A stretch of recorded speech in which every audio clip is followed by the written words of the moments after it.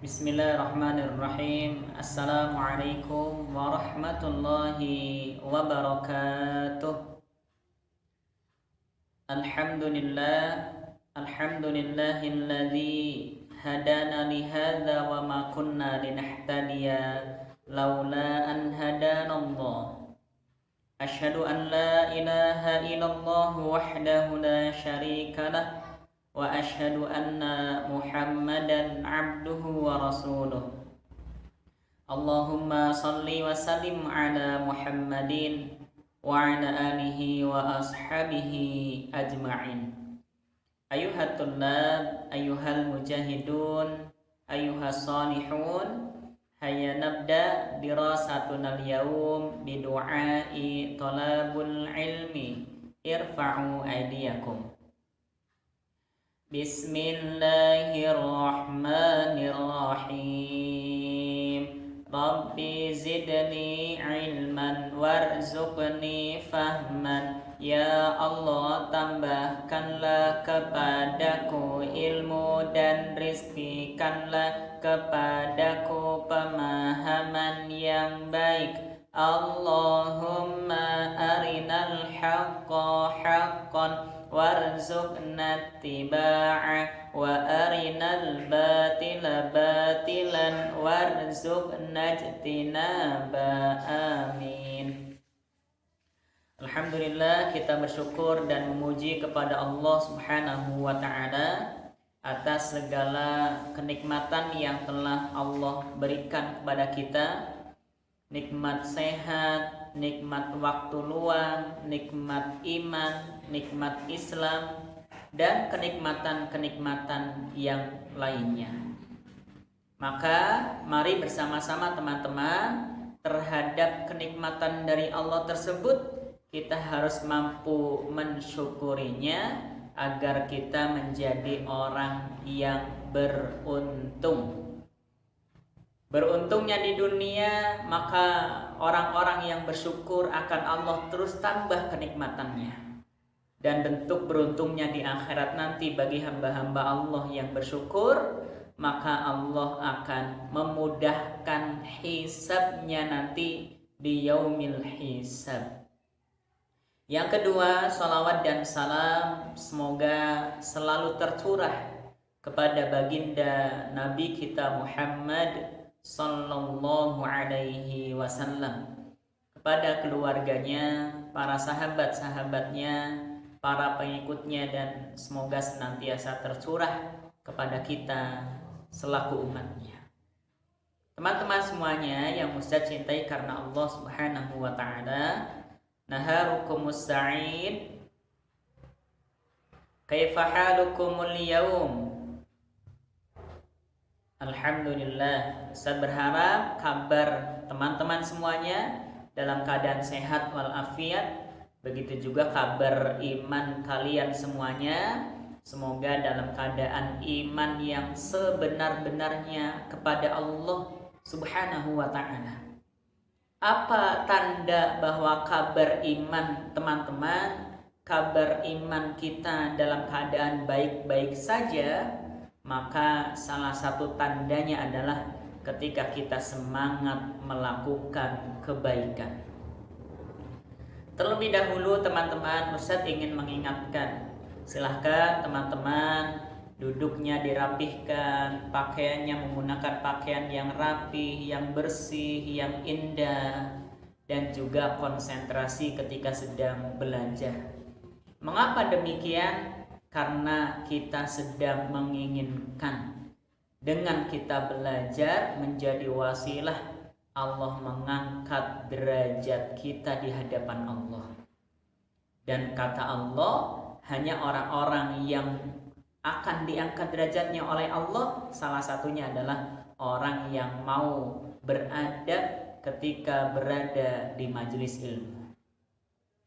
Teman-teman yang Ustaz cintai karena Allah Subhanahu wa ta'ala, kalau teman-teman ditanya, kira-kira teman-teman ingin atau tidak mempunyai pemahaman yang baik, mempunyai pemahaman yang luas tentang agama Islam ini? Kira-kira teman-teman ingin paham nggak dengan agama yang kita anut, yaitu agama Islam? Ya, pasti kita semuanya ingin betul-betul memahami agama yang kita anut, agama yang kita yakini, yaitu Islam. Lalu bagaimana caranya, teman-teman? Maka dalam sebuah hadis Nabi Shallallahu Alaihi Wasallam pernah mensabdakan bahwa di dalam sabdanya Nabi Shallallahu Alaihi Wasallam bersabda, "May yuridillahu bihi khairan yufaqihu fid din."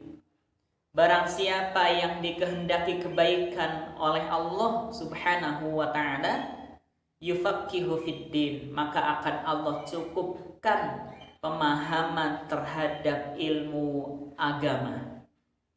Itu teman-teman. Ternyata kuncinya adalah siapapun dia, kalau dia cinta kepada kebaikan, dia tidak pernah meremehkan kebaikan, dia selalu melakukan kebaikan, baik pikirannya memikirkan yang baik, lisan kita mengucapkan yang baik, ataupun tangan kita, kaki kita selalu gunakan untuk kebaikan, maka kata Nabi, niscaya Allah akan memahamkan ilmu agama ke dalam dirinya. Maka inilah yang harus kita perhatikan, teman-teman.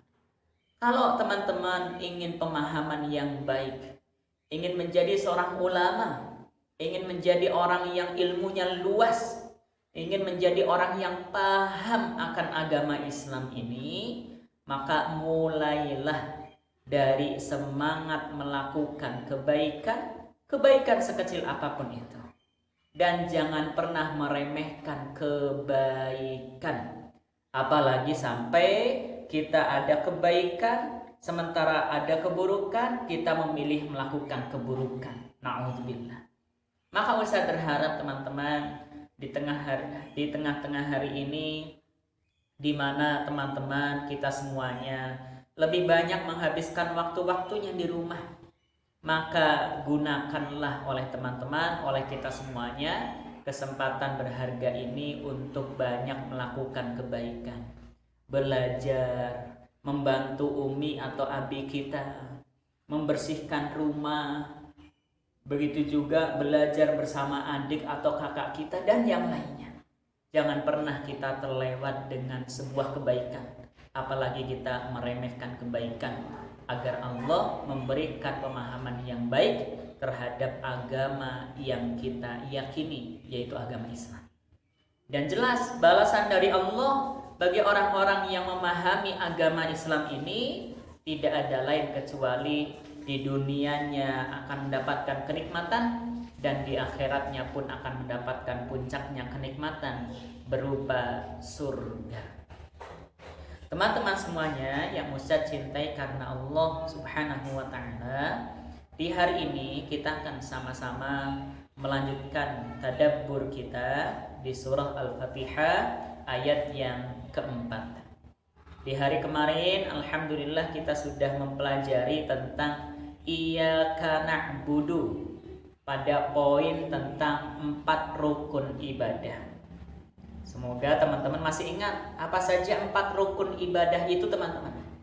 Ketika kita beribadah harus melibatkan 4 hal ini. Kalau ada salah satu yang tidak terlibat, tidak ada pada diri kita, maka bisa jadi ibadah kita rusak. Itu teman-teman. Semoga 4 hal ini masih teman-teman mengingatnya. Nah, pada hari ini sebelum ke tema, melanjutkan tema, silahkan teman-teman untuk murojaah terlebih dahulu dari surat Al-Fatihah ayat pertama sampai ayat yang keempat. Bersama-sama dengan Ustadz akan membacakan, teman-teman langsung mengikuti. Bersama-sama.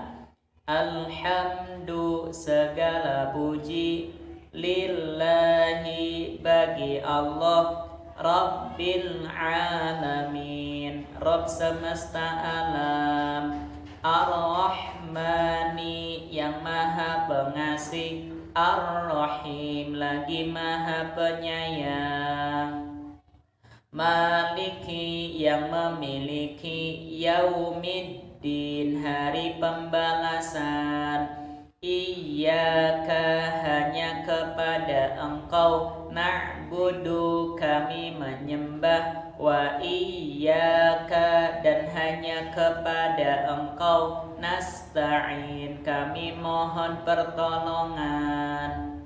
Ya, itu sudah sampai ayat yang keempat. Lalu apa teman-teman yang akan hari ini kita pelajari, melanjutkan pembelajaran yang kemarin? Maka hari ini kita akan mempelajari tentang macam-macam ibadah. Setelah kita tahu yang pertama mulai perintah ibadahnya, bahwa Allah zat yang layak untuk diibadahi. Yang ketiga kita juga sudah belajar tentang rukun ibadah.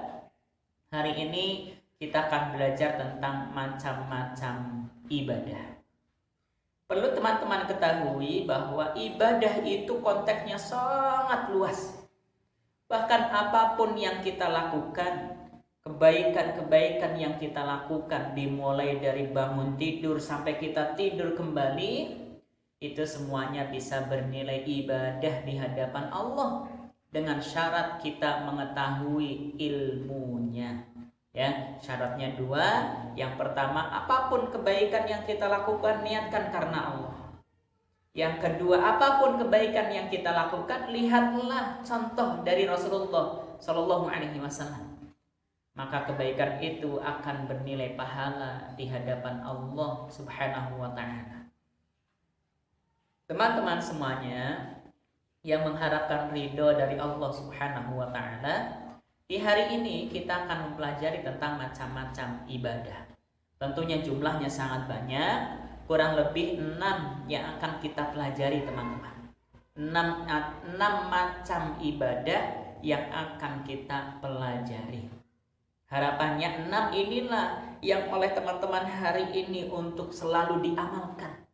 Yang pertama, macam ibadah yang pertama adalah doa. Apa teman-teman?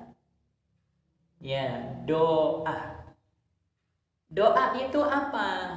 Doa itu adalah permintaan, permohonan dari kita kepada Allah Subhanahu wa Ta'ala. Di dalam sebuah hadis Nabi SAW bersabda, ad-du'a'u mukhul ibadah. Doa itu adalah inti daripada segala ibadah. Jadi tadi Ustaz menyebutkan bahwa ibadah itu jumlahnya sangat banyak, sangat luas sekali. Dan dari sangat banyak itu ternyata inti dari ibadah itu teman-teman adalah doa. Bahkan para sahabat mengatakan bahwa doa itu adalah senjatanya orang beriman. Maka oleh karena itu jangan pernah tinggalkan ibadah yang satu ini, yaitu doa. Karena doa itu adalah senjatanya orang beriman. Ya, ini yang harus teman-teman ketahui, yang harus kita semuanya pahami. Bahwa doa itu adalah senjatanya orang beriman. Dan Nabi mengatakan doa itu inti daripada segala ibadah. Artinya apa? Kalau kita sudah berdoa, kalau kita selalu berdoa, itu artinya Allah akan memberikan kemenangan, kemudahan, keberhasilan kepada kita semuanya. Sebagaimana saudara-saudara kita yang ada di Palestina sana, mereka mengatakan kami tidak butuh bantuan secara materi dalam artian uang kita ataupun bantuan-bantuan yang lain.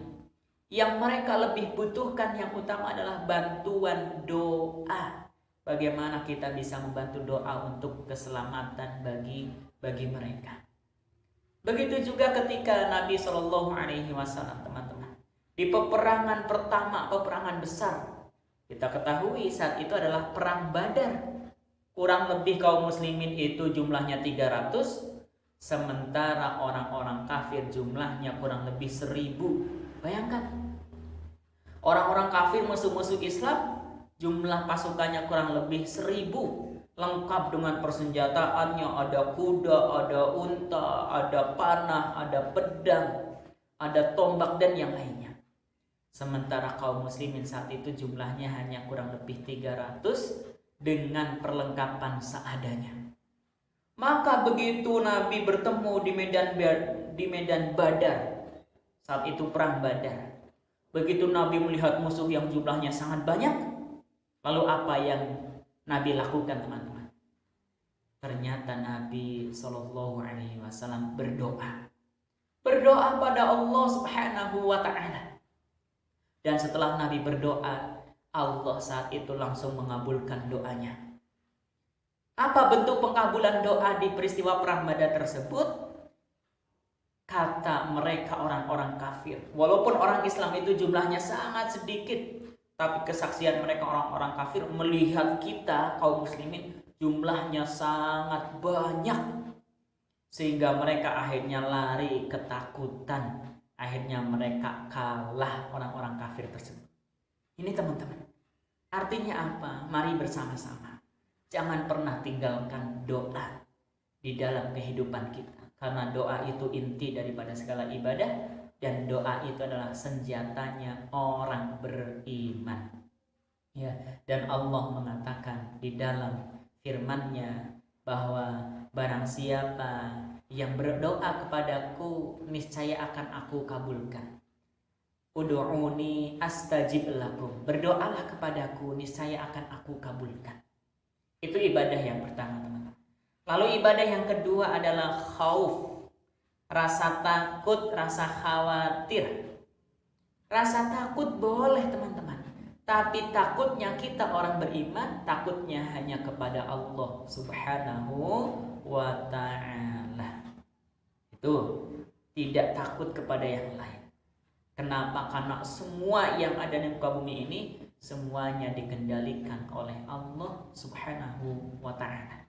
Dan takut kepada Allah juga takut kalau kehilangan rahmatnya, bukan takut terhadap azabnya. Lalu yang ketiga, teman-teman, ibadah yang ketiga adalah roja. Apa itu roja? Yang ketiga yaitu roja itu adalah berharap. Kenapa ini masuk ibadah? Karena kita diperintahkan berharap hanya kepada Allah Subhanahu wa Ta'ala. Tidak boleh berharap kepada selain Allah Subhanahu wa Ta'ala. Maka hari ini apapun yang kita inginkan, apapun yang kita cita-citakan, berharaplah kepada Allah Subhanahu wa Ta'ala. Karena Allah yang akan mengabulkan harapan kita. Dan ada pepatah yang mengatakan, para sahabat bahkan, beberapa sahabat mengatakan bahwa kalau engkau berharap kepada Allah, maka engkau pasti akan bahagia. Tetapi kalau engkau berharap kepada manusia, pasti engkau akan kecewa. Maka berharaplah hanya pada Allah, teman-teman. Lalu yang keempatnya, setelah berharap, yang keempat adalah tawakal. Apa itu tawakal? Tawakal adalah menyerahkan urusan kita, menyerahkan apapun yang akan terjadi setelah kita berusaha, setelah kita berjuang, maka serahkan apapun yang akan terjadi kepada Allah Subhanahu wa Ta'ala. Semisalkan kita sudah berjuang, target hari ini hafal 10 ayat. Ternyata sudah berjuang menghafal, udah berkali-kali, udah berusaha menghafal, tapi qadarullah hanya hafal 5 ayat semisalkan. Maka jangan bersedih, teman-teman. Jangan putus asa. Jangan menyerah. Kenapa? Karena setelah kita berusaha, berikutnya itu harus tawakal, menyerahkan apa yang akan terjadi kepada Allah Subhanahu wa Ta'ala. Kenapa demikian, teman-teman? Karena Allah mengatakan dalam firman-Nya, wa asa an takrahu syai'an wa huwa khairul lakum wa asa an tuhibbu syai'an wa huwa syarrul lakum. Di dalam Quran surat Al-Baqarah ayat 216 tersebut Allah mengatakan, boleh jadi engkau membenci sesuatu, tapi sesuatu itu baik untukmu. Dan juga boleh jadi engkau mencintai sesuatu, tapi sesuatu tersebut buruk untukmu. Jadi apa teman-teman? Apapun yang kita perjuangkan, kita nggak tahu nanti akhirnya seperti apa. Allah lah yang tahu akhirnya seperti apa. Maka kita menyerahkannya kepada Allah Subhanahu wa ta'ala. Jangan berputus asa, jangan menyerah, karena Allah tahu apa yang akan atau apa yang terbaik untuk kita semuanya. Itulah tawakal.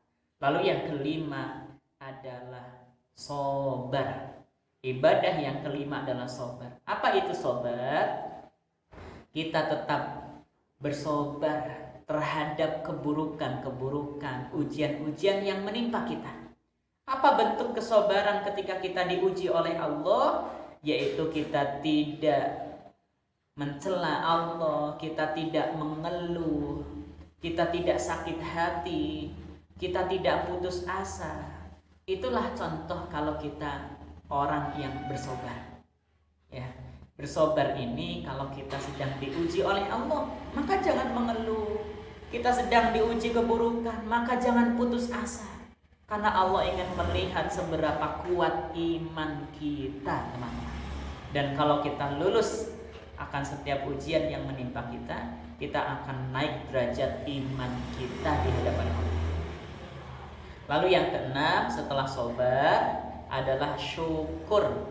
Syukur ini adalah kita bersyukur, kita berterima kasih kepada Allah atas segala kenikmatan-kenikmatan yang telah Allah berikan kepada kita. Kita syukuri, baik dengan ucapan alhamdulillah ataupun dengan perbuatan kita. Apa bentuk syukur dengan perbuatan kita? Yaitu kita melakukan kebaikan. Itulah bentuk syukur dengan perbuatan kita.